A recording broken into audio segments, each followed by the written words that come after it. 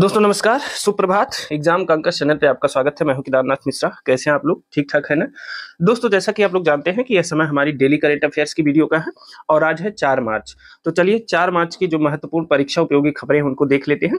लेकिन उसके पहले दोस्तों, जैसा कि आप जानते हैं कि जो हमारी डेली करंट अफेयर्स की वीडियो होती है उसमें हम केवल उन महत्वपूर्ण प्रश्नों को शामिल करते हैं जिनकी परीक्षा में पूछे जाने की संभावना बहुत अधिक होती है। इसलिए न तो प्रश्नों की संख्या बहुत ज्यादा होती है और न तो वीडियो बहुत बड़ी होती है। तो पूरी वीडियो देखने का प्रयास किया करिए, साथ ही अपने दोस्तों के साथ, परिचितों के साथ इस वीडियो को शेयर भी कर दिया करिए ताकि इन प्रश्नों का लाभ उन्हें भी मिल सके। ठीक है? और अगर आपको इन तथ्यों की पीडीएफ चाहिए तो आप हमारा टेलीग्राम चैनल और व्हाट्सएप चैनल ज्वाइन कर लीजिए।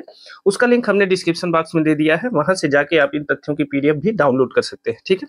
तो चलिए आज यानी 4 मार्च की जो महत्वपूर्ण परीक्षा उपयोगी खबरें हैं उनको देख लेते हैं। ठीक है?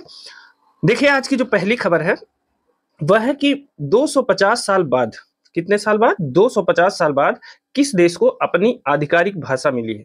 देखिए 250 साल बाद किस देश को अपनी आधिकारिक भाषा मिली है? पहली बार मिली है। ठीक है? तो ऑप्शन ए है जर्मनी, ऑप्शन बी है इंग्लैंड, ऑप्शन सी है अमेरिका और ऑप्शन डी है फ्रांस।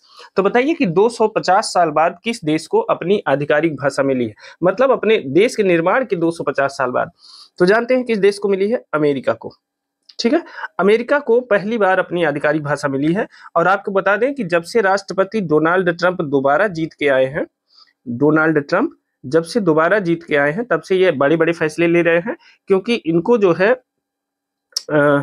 इनका जो टारगेट है जिसके वजह से चुनाव जीत के आए हैं, तो make America great again, make America great again, मतलब ये मागा पे काम कर रहे हैं। ठीक है ना? तो डोनाल्ड ट्रंप का उद्देश्य है कि अमेरिका को फिर से सुपर पावर बनाया जाए, ग्रेट बनाया जाए, और इसलिए वो धड़ाधड़ फैसले ले रहे हैं, अमेरिका के पक्ष में फैसले ले रहे हैं। चाहे वो अवैध रूप से प्रवासियों को बाहर निकालने के लिए हो, चाहे वो टैरिफ नीति हो, चाहे जो हो, वह सभी जो है अमेरिका के हित में फैसले ले रहे हैं। और इसके चक्कर में बहुत से देशों को बहुत सा नुकसान भी हो रहा है। लेकिन यह जो फैसला है इससे किसी देश को नुकसान नहीं है, क्योंकि यह पहली बार अमेरिका की स्थापना के 250 साल बाद पहली बार अमेरिका को अपनी आधिकारिक भाषा मिली है। और डोनाल्ड ट्रंप ने ऐसे प्रस्ताव पर हस्ताक्षर कर दिया है जिसमें अमेरिका को आधिकारिक भाषा के रूप में अंग्रेजी का वर्णन किया गया है। ठीक है ना? तो अंग्रेजी अमेरिका की आधिकारिक भाषा होगी और इस पर डोनाल्ड ट्रंप ने हस्ताक्षर कर दिए हैं। ठीक है? तो याद रखिएगा, प्रश्न इंपॉर्टेंट है क्योंकि आप जानते हैं मामला अमेरिका से संबंधित है और कहा जाता है कि अगर अमेरिका को बुखार होता है, थोड़ा सा जुकाम होता है, तो पूरी दुनिया को छींक आने लगती है। ठीक है? तो याद रखिएगा 250 साल बाद अमेरिका को अपनी पहली आधिकारिक भाषा मिल गई है और वह आधिकारिक भाषा कौन सी है? वह है अंग्रेजी। ठीक है? इंपॉर्टेंट है। अगला देख लेते हैं।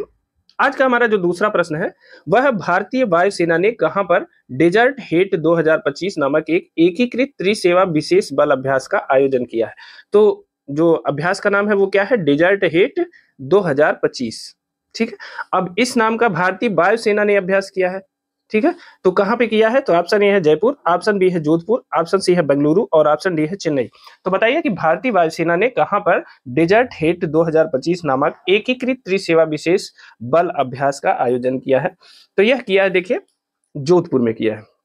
ठीक है? जोधपुर कहाँ स्थित है? जोधपुर स्थित है राजस्थान में। ठीक है? जोधपुर कहाँ स्थित है?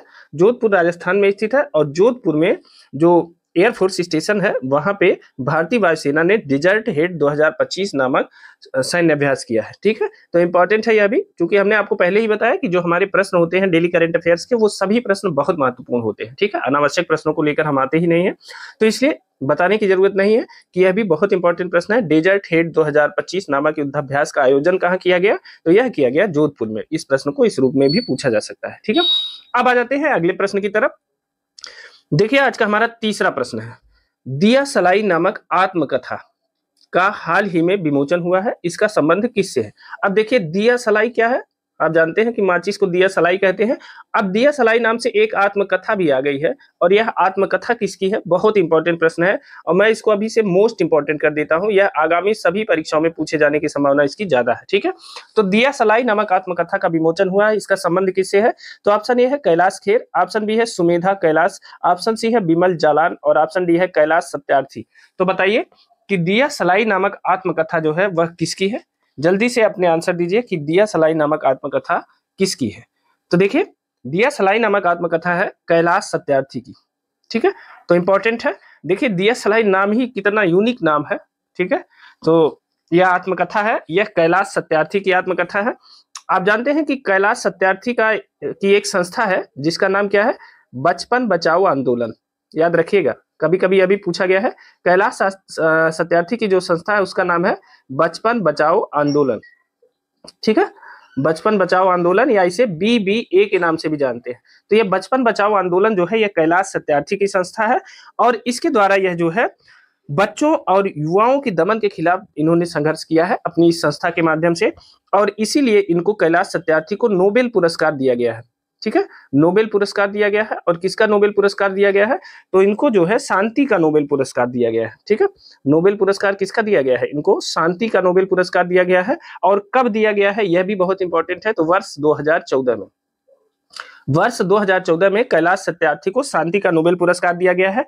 और क्यों दिया गया, तो बच्चों, यह विषय याद रखिए क्यों दिया गया, बच्चों और युवाओं के दमन के खिलाफ, बच्चों और युवाओं के दमन के खिलाफ, बच्चों और युवाओं के दमन के खिलाफ संघर्ष करने, बच्चों और युवाओं के दमन के खिलाफ संघर्ष करने और उनके शिक्षा के अधिकार के लिए, और उनके शिक्षा के अधिकार के लिए, ठीक है, उनके शिक्षा के अधिकार के लिए। तो इसीलिए कैलाश सत्यार्थी को नोबेल पुरस्कार वर्ष 2014 में दिया गया था। इनके जो संस्था का नाम है वो है बचपन बचाओ आंदोलन, ठीक है। और कैलाश सत्यार्थी की जो हाल ही में प्रकाशित आत्मकथा है उसका नाम है दिया सलाई, ठीक है, मोस्ट इंपॉर्टेंट है, ठीक है ना। और एक चीज और है, जो कैलाश सत्यार्थी की आत्मकथा है, जब इसका विमोचन हुआ तो इसके मुख्य अतिथि कौन थे, देखिए विमोचन के समय जो आत्मकथा इनकी है वो इंदिरा गांधी राष्ट्रीय कला केंद्र में इसका जो है कार्यक्रम का आयोजन हुआ। और इसका विमोचन के समय मुख्य अतिथि कौन थे, यह भी जान लीजिए, क्योंकि कभी कभी पूछ लिया जाता है, आजकल 2 लाइन में प्रश्नों को पूछा जाता है। तो विमोचन के समय जो मुख्य अतिथि थे वह थे पूर्व राष्ट्रपति, कौन थे, पूर्व राष्ट्रपति रामनाथ कोविंद जी, ठीक है, रामनाथ कोविंद। तो याद रखिएगा, पूर्व राष्ट्रपति की उपस्थिति में इसका विमोचन हुआ है दिया सलाई। ये आत्मकथा है कैलाश सत्यार्थी की, मोस्ट इंपॉर्टेंट, ठीक है। अगला प्रश्न को देख लेते हैं। आज का हमारा चौथा प्रश्न है, किस देश ने तीसरा साबा महिला चैंपियनशिप 2025 का खिताब जीता है, ठीक है। तो किस देश ने तीसरा साबा महिला चैंपियनशिप 2025 का खिताब जीता है। अब देखिए, साबा का फुल फॉर्म जान लीजिए, नहीं तो कंफ्यूज रहेंगे। साबा का फुल फॉर्म होता है साउथ एशियन बास्केटबॉल एसोसिएशन, ठीक है, एसोसिएशन, ठीक है। तो साबा का मतलब होता है साउथ एशिया बास्केटबॉल एसोसिएशन। अब बताइए कि साउथ एशिया बास्केटबॉल एसोसिएशन या दक्षिण एशिया बास्केटबॉल एसोसिएशन का जो महिला चैंपियनशिप 2025 का खिताब है वो किसने जीता है। तो ऑप्शन ए है मालदीव, ऑप्शन बी है भारत, ऑप्शन सी है श्रीलंका और ऑप्शन डी है चीन। तो बताइए कि किस देश ने साबा महिला चैंपियनशिप 2025 का खिताब जीता है। तो देखिए, यह खिताब जीतने वाला यानी साबा महिला चैंपियनशिप 2025 का खिताब किसने जीता है, तो भारत ने जीता है, ठीक है, बी ऑप्शन सही है, भारत ने यह कप जीत लिया है, ठीक है। और सबसे बड़ी बात यह है कि भारतीय टीम ने पहली बार इस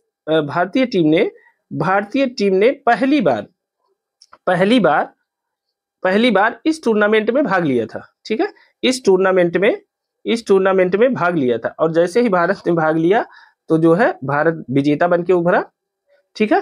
तो भारतीय टीम ने पहली बार साबा महिला चैंपियनशिप 2025 के टूर्नामेंट में भाग लिया था और भारतीय टीम ने इसमें विजय हासिल की। अब देखिए, भारतीय टीम ने किसको हरा कर यह जीता, यानी उपविजेता के बारे में भी जान लेते हैं, कभी कभी इनके बारे में पूछ लेता है। तो उपविजेता बना है मालदीव। तो भारत ने मालदीव को हराकर, अब देखिए कभी कभी प्रश्न ऐसे पूछता है कि भारत ने किस देश को हराकर साबा महिला चैंपियनशिप 2025 का खिताब जीता। तो भारत ने मालदीव को हराकर साबा महिला चैंपियनशिप 2025 का खिताब जीता है। इस रूप में भी इस प्रश्न को तैयार रखिएगा, ठीक है ना। अब एक चीज और, जो यह खेल हुआ साबा महिला चैंपियनशिप, इसका मेजबान देश कौन था, इसके बारे में भी जान लेते हैं। तो देखिए, मेजबान देश कौन था, तो यह अपना भारत था, ठीक है। तो मेजबान देश कौन था, तो भारत जो है साबा महिला चैंपियनशिप 2025 का मेजबान देश था। इसे भी याद रखिएगा, इंपॉर्टेंट है, ठीक है। अगला देख लेते हैं। आज का जो हमारा 5वां प्रश्न है बहुत इंपॉर्टेंट है, मोस्ट इंपॉर्टेंट है, मैं अभी से आपको बता देता हूं। आगामी सभी परीक्षाओं में इसके प्रश्न पूछे जाने की यहां से संभावना है, ठीक है, चाहे जिस रूप में पूछा जाए। देखिए सबसे पहले प्रश्न को देखते हैं। देखिए सीएम योगी आदित्यनाथ ने उत्तर प्रदेश के प्रयागराज महाकुंभ से कितने आध्यात्मिक गलियारों के विकास की घोषणा की है, ठीक है। तो सीएम योगी ने उत्तर प्रदेश के प्रयागराज महाकुंभ से कितने आध्यात्मिक गलियारों की विकास की घोषणा की है उत्तर प्रदेश में। ये बहुत इंपॉर्टेंट प्रश्न है। कभी यह संख्या पूछ सकता है कि कुल कितने आध्यात्मिक गलियारे बनाए जाएंगे, कभी यह पूछा जा सकता है कि कौन कौन से आध्यात्मिक गलियारे बनाए जाएंगे, ठीक है। तो इन दोनों रूपों में इस प्रश्न को आपको तैयार रखना है। बहुत इंपॉर्टेंट प्रश्न है, हर परीक्षा में पूछा जाएगा, क्योंकि यह एक यूपी स्पेशल का प्रश्न है, यह एक करंट अफेयर्स का प्रश्न है। और आपको पता है कि दुनिया का सबसे बड़ा मेला महाकुंभ अभी अभी समापन हुआ है महाकुंभ का, जो पूरी दुनिया में चर्चा का विषय है। इसलिए भी यह प्रश्न जो है परीक्षा के दृष्टिकोण से बहुत इंपॉर्टेंट है, ठीक है। तो देखिए सीएम योगी आदित्यनाथ ने उत्तर प्रदेश के प्रयागराज महाकुंभ से कुल कितने आध्यात्मिक गलियारों की विकास की योजना की घोषणा की है। तो कुल 5 आध्यात्मिक गलियारे, ठीक है, 5 आध्यात्मिक गलियारों के विकास की घोषणा की है। आपको पता है कि उत्तर प्रदेश की सरकार इस समय उत्तर प्रदेश में जो धार्मिक पर्यटन है, उत्तर प्रदेश का धार्मिक पर्यटन जो है उसे जो है अपनी आमदनी का बेसिक आधार बना रही है, और उसके द्वारा उत्तर प्रदेश की इकोनॉमी को बूस्ट करने का प्रयास किया जा रहा है, ठीक है। इकोनॉमी को बूस्ट करने का प्रयास किया जा रहा है किसके द्वारा, धार्मिक पर्यटन के द्वारा। क्योंकि आपने सुना होगा कि सरकार ने यह शिफ्ट किया है कि जो माघ मेला हुआ, जो महाकुंभ हुआ, उससे सरकार को लगभग 3 लाख करोड़ रुपए से अधिक की आमदनी हुई है, ठीक है। 3 लाख करोड़ रुपए से अधिक की आमदनी का मतलब जानते हैं कि कई राज्यों की जीडीपी, कई देशों की जीडीपी, ठीक है, उसके बराबर जो आमदनी हुई है वो सिर्फ महाकुंभ के मेले से हुई। तो सरकार का हौसला बढ़ गया है, और सरकार जो है धार्मिक पर्यटन को बढ़ावा दे करके जो यूपी की जीडीपी है इसको जल्दी से जल्दी जो है $1 ट्रिलियन तक पहुंचाना चाहती है, ठीक है। अब आ जाते हैं प्रश्न पे। सीएम योगी आदित्यनाथ ने उत्तर प्रदेश के प्रयागराज महाकुंभ में कुल 5 आध्यात्मिक गलियारों के विकास की घोषणा की है। और आप जानते हैं कि 26 फरवरी 2025 को, यानी 26 फरवरी को महाकुंभ का समापन था, ठीक है। 26 फरवरी को महाकुंभ का समापन था, और इस समापन समारोह में सीएम योगी आदित्यनाथ ने भाग लिया था।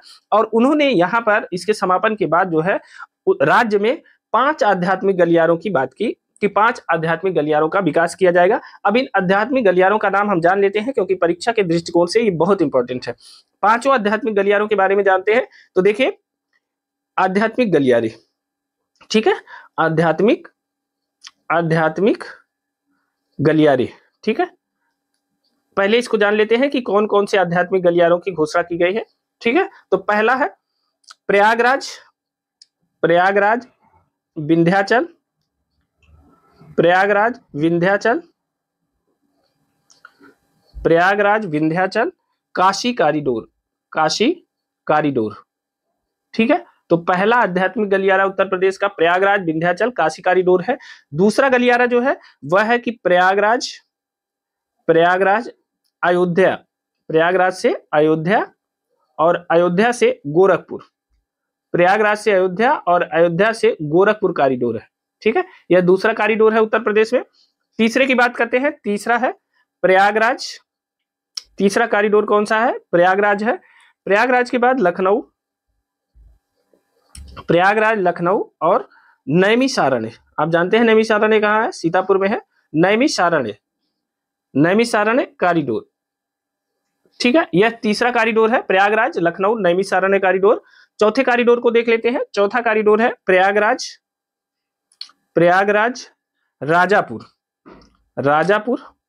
राजापुर कौन सा है, ये बांदा वाला राजापुर है, जहां तुलसीदास जी का जन्म हुआ था। राजापुर चित्रकूट कॉरिडोर,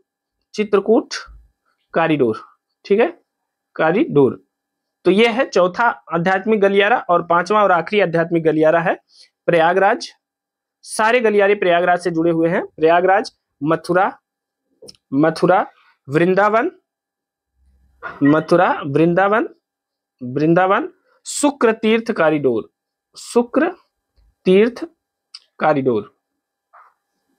ठीक है। अब देखिए उत्तर प्रदेश सरकार ने कुल 5 आध्यात्मिक कॉरिडोर बनाने का निर्णय लिया है। 5 के नाम तेजी से दोहरा लेते हैं। देखिए कौन कौन से हैं।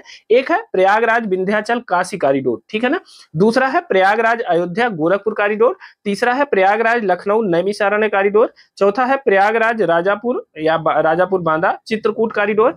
5वां है प्रयागराज मथुरा वृंदावन शुक्र तीर्थ कॉरिडोर, ठीक है। तो इस प्रकार से उत्तर प्रदेश में कुल 5 आध्यात्मिक कॉरिडोर बनाने का निर्णय उत्तर प्रदेश सरकार ने लिया है। और यह मोस्ट इंपॉर्टेंट प्रश्न है, इन 5 आध्यात्मिक गलियारों के बारे में आपको जानना चाहिए, नाम सहित जानना चाहिए, ठीक है। तो कभी प्रश्न में संख्या पूछी जा सकती है और कभी पूछा जा सकता है कि कौन से आध्यात्मिक गलियारे का विकास नहीं किया गया है, तो इसमें कोई गलत दे देगा।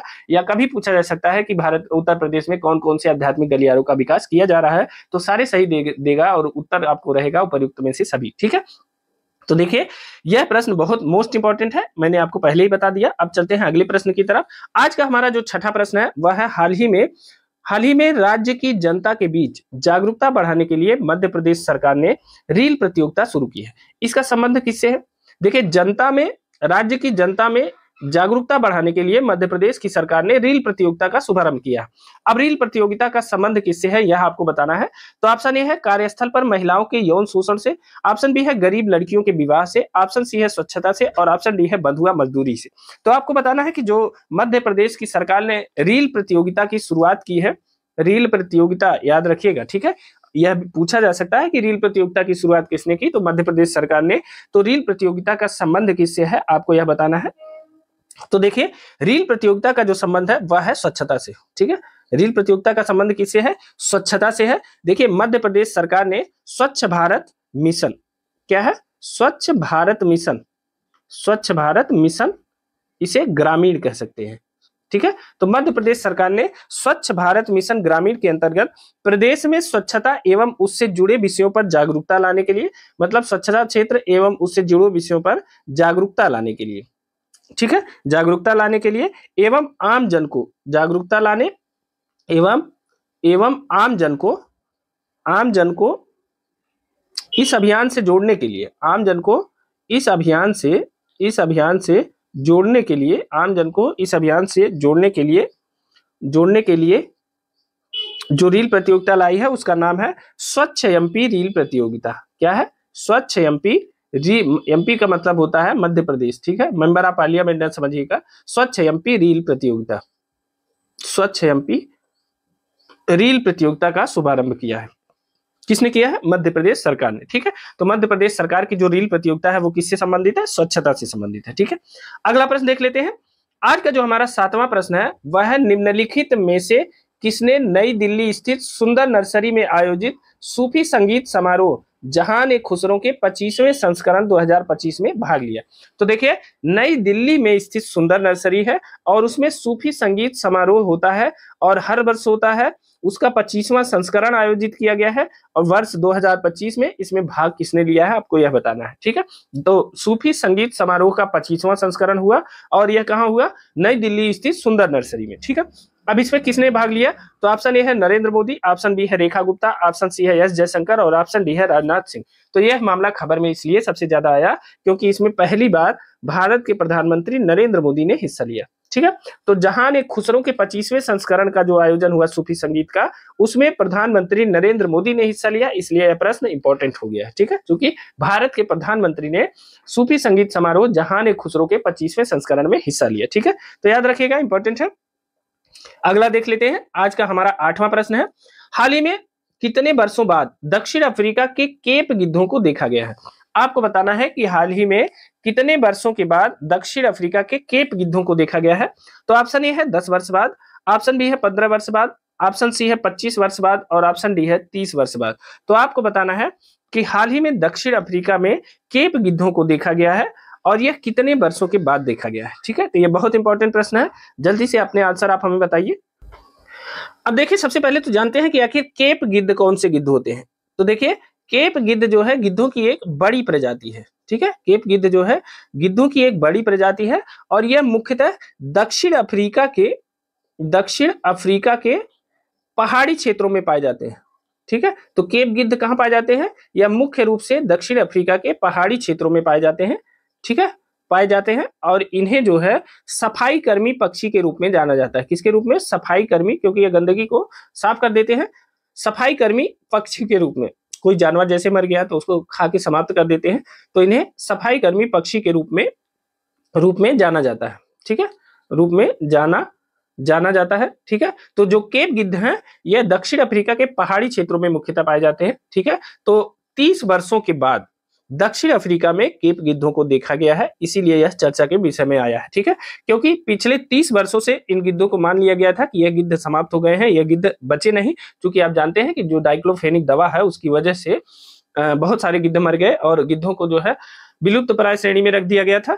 तो उसी क्रम में जो दक्षिण अफ्रीका के केप गिद्ध हैं यह भी जो है विलुप्त प्राय श्रेणी में आ गए थे, लेकिन जो है 30 वर्ष बाद इन्हें पुनः देखा गया है। ठीक है, और केप गिद्धों के बारे में कहा जाता है कि जो दक्षिण अफ्रीका के केप गिद्ध हैं इन्हें पारिस्थितिक संतुलन बनाए रखने में भी अहम भूमिका निभाते हैं। केप गिद्ध किसमें आते हैं? गिद्ध कोई भी हो, पारिस्थितिक संतुलन बनाए रखने में अहम भूमिका निभाते हैं। ठीक है, अहम भूमिका निभाते हैं। तो याद रखिएगा, जो केप गिद्ध हैं वह पारिस्थितिक संतुलन को बनाए रखने में अहम भूमिका निभाते हैं और 30 वर्षों के बाद फिर से इन्हें दक्षिण अफ्रीका में देखा गया है। ठीक है, अगला देख लेते हैं। आज का हमारा नवा प्रश्न है, तनुष्का सिंह वायुसेना में जगुआर फाइटर जेट स्क्वाड्रन में अस्थायी तैनाती पाने वाली देश की पहली महिला पायलट बनी। ठीक है, इनका संबंध किस प्रदेश से है? तो ऑप्शन ए है हरियाणा, ऑप्शन बी है राजस्थान, ऑप्शन सी है उत्तर प्रदेश और ऑप्शन डी है तमिलनाडु। तो बताइए, तनुष्का सिंह जिन्होंने वायुसेना में जगुआर फाइटर जेट स्क्वाड्रन में अस्थायी तैनाती पाने वाली देश की पहली महिला पायलट बनी है, वह किस राज्य से स्थित है? तो देखिए, वह है उत्तर प्रदेश से। ठीक है, उत्तर प्रदेश से जो है बिलोंग करती है वो। ठीक है, इनका संबंध उत्तर प्रदेश से है। ठीक है, अब देखिए, इस प्रश्न को दूसरे रूप में पूछा जा सकता है, जैसे भारतीय वायुसेना में जगुआर फाइटर जेट स्क्वाड्रन में अस्थायी तैनाती पाने वाली देश की पहली महिला पायलट कौन बनी है? तो यह बनी है तनुष्का सिंह। इस रूप में भी आप जान सकते हैं प्रश्न को कि भारतीय वायुसेना में जगुआर फाइटर जेट स्क्वाड्रन में अस्थायी तैनाती पाने वाली देश की पहली महिला पायलट कौन बनी है? तो वह बनी है तनुष्का सिंह। अब दूसरे चरण में आइए कि कथन दूसरा दे देगा कि इनका संबंध किस राज्य से है, तो इनका संबंध है उत्तर प्रदेश राज्य से। ठीक है, तो तनुष्का सिंह ये पहली महिला पायलट बनी है जिन्हें भारतीय वायुसेना में जगुआर फाइटर जेट स्क्वाड्रन में अस्थायी तैनाती मिली है। ठीक है, और यह उत्तर प्रदेश की रहने वाली है, यह बहुत इंपॉर्टेंट है। देखिए, जो तनुष्का सिंह है, इनके दादा तनुष्का सिंह के दादा थे जो रिटायर्ड है या इस समय, तनुष्का सिंह के दादा थे कैप्टन डीबी सिंह। कौन थे? Captain dB Singh.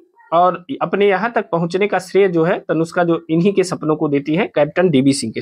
ठीक है, इनके हौसलों को, इनके सपनों को बताती है कि कैप्टन डीबी सिंह के सपनों को हमने अपना सपना बना के इसे पूरा करने का प्रयास किया था। ठीक है, तो उन्हें दादाजी के सपनों को पूरा करने का प्रयास किया। तो कैप्टन डीबी सिंह जो है इनके दादाजी रहे हैं, रिटायर्ड हैं सेना से और वायुसेना से। ठीक है, तो याद रखिएगा कि उत्तर प्रदेश की रहने वाली है तनुष्का सिंह, जिन्होंने जगुआर फाइटर जेट स्क्वाड्रन में अस्थायी तैनाती पाने वाली देश की पहली महिला पायलट का बनने का जो है इतिहास रचा है। ठीक है, तो चलिए आज के 10वें प्रश्न की तरफ चलते हैं। ठीक है, आज का हमारा 10वां प्रश्न है, हाल ही में देवी पार्वती के साथ भगवान शिव की शादी के रूप में मनाया जाने वाला हेरात का त्योहार कहाँ मनाया गया है? कौन सा त्योहार है? हेरात का त्योहार या हेरात त्योहार कहाँ मनाया गया? यह हेरात त्योहार क्यों मनाया जाता है? तो यह देवी पार्वती के साथ भगवान शिव की विवाह के रूप में, शिव के शादी के रूप में मनाया जाता है। ठीक है, ऑप्शन ए है लद्दाख में, ऑप्शन बी है जम्मू और कश्मीर में, ऑप्शन सी है असम में और ऑप्शन डी है हिमाचल प्रदेश में। अब देखिए, इस प्रश्न को दूसरे रूप में भी देख सकते हैं कि हेरात का त्योहार क्यों मनाया जाता है? तो यह देवी पार्वती के साथ भगवान शिव के विवाह के रूप में मनाया जाता है हेरात का त्योहार। और किस राज्य में मनाया जाता है? तो यह मनाया जाता है जम्मू कश्मीर में। ठीक है, जम्मू कश्मीर में हेरात का त्योहार मनाया जाता है और यह हेरात का जो त्योहार है यह भगवान शिव की देवी पार्वती के साथ विवाह के रूप में उपलक्ष्य में मनाया जाता है और यह बहुत इंपॉर्टेंट है। ठीक है ना।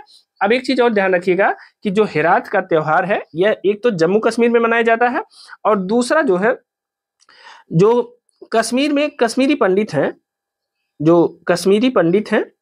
कश्मीरी पंडित इस हेरात के त्योहार को वटकनाथ पूजा द्वारा, किसके द्वारा? वटकनाथ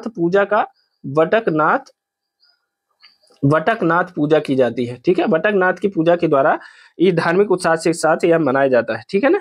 तो इसे शिवरात्रि के रूप में भी मनाया जाता है। किसके रूप में? शिवरात्रि के रूप में।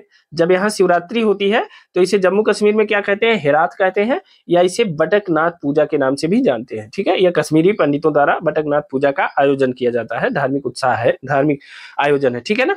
तो देखिए कि जो हेरात त्योहार है, उसका संबंध है भगवान शिव का देवी पार्वती के साथ विवाह का अवसर है वो, ठीक है। दूसरा है उसी दिन शिवरात्रि होती है पूरे देश में, ठीक है। तो यह जो है शिवरात्रि के रूप में भी इसे जाना जाता है। और इसे वटकनाथ पूजा, जो जम्मू कश्मीर के कश्मीरी पंडितों के द्वारा यह धार्मिक अनुष्ठान किया जाता है, तो वटकनाथ पूजा के रूप में भी इसे मनाया जाता है जम्मू कश्मीर में, ठीक है। तो आपसे अगर यह प्रश्न पूछा जाए कि हेरात का त्योहार किस राज्य में मनाया जाता है, तो जम्मू कश्मीर में मनाया जाता है। क्यों मनाया जाता है, तो यह भगवान शिव और देवी पार्वती के विवाह के समारोह के रूप में मनाया जाता है, ठीक है। अगर आपसे पूछा जाए कि वटकनाथ पूजा किस राज्य में प्रचलित है, जम्मू कश्मीर में प्रचलित है, और यह जो है जम्मू कश्मीर के कश्मीरी पंडितों के द्वारा धार्मिक आयोजन के रूप में मनाया जाता है, ठीक है। तो दोस्तों इसका ऑप्शन हो जाएगा बी ऑप्शन, जम्मू कश्मीर हेरात का त्योहार, ठीक है ना। तो दोस्तों ये थे आज के हमारे डेली करंट अफेयर्स के प्रश्न। ये प्रश्न आपको कैसे लगे हमें कमेंट करके जरूर बताइएगा। अगर वीडियो आपको पसंद आई हो तो वीडियो लाइक जरूर करिएगा। साथ ही इन प्रश्नों की पीडीएफ अगर आपको चाहिए तो आप हमारा टेलीग्राम चैनल और व्हाट्सएप चैनल ज्वाइन कर लीजिए, उसका लिंक हमने डिस्क्रिप्शन बॉक्स में दे दिया है, वहां से जाके आप इन तथ्यों की पीडीएफ डाउनलोड कर सकते हैं। साथ ही इस वीडियो को अपने दोस्तों के साथ भी शेयर करिए। और हाँ, अगर आप इस चैनल पे अभी नए नए आए हैं तो चैनल को सब्सक्राइब करना बिल्कुल न भूलिए। मिलते हैं अगले कुछ महत्वपूर्ण प्रश्नों के साथ जो परीक्षा की दृष्टि से बहुत उपयोगी है। तब तक आप स्वस्थ रहिए, मस्त रहिए, अपना और अपनों का ख्याल रखिए। आपका दिन शुभ हो। बहुत बहुत धन्यवाद।